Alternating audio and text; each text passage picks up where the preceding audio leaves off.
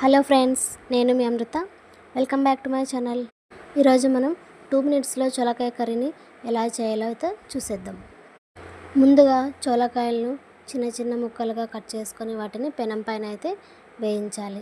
వాటిని పక్కకు తీసిపెట్టి తర్వాత స్టవ్ పైన అయితే కుక్కర్ని పెట్టేసేయాలి. కుక్కర్ పెట్టేసిన తర్వాత అందులోకి జీలకర్ర, ఆవాలు, కరివేపాకు అలాగే ఎండుమిర్చి వేయాలి. తర్వాత కొంచెం అవి వేగాక ఉల్లిపాయలు అయితే వేసేయాలి. అలాగే టమోటా కూడా వేసేయాలి. వాటిని బాగా కలపాలి. ఆ ఉల్లిపాయలు కలర్ మారే వరకు అలాగే కొద్దిసేపు వెయిట్ చేయాలి. చూడండి, ఇవి ఇక్కడ కలర్ అయితే మారిపోతున్నాయి. నెక్స్ట్ మనకు వేయించిన చోళకాయలను అయితే మనం అందులోకి వేసేయాలి. వేసేసి వాటిని బాగా కలుపుకోవాలి. అలాగే కొంచెం చిటికెడు పసుపు, చిటికెడు ఉప్పు వేసి వాటిని కొద్దిసేపు మగ్గించాలి.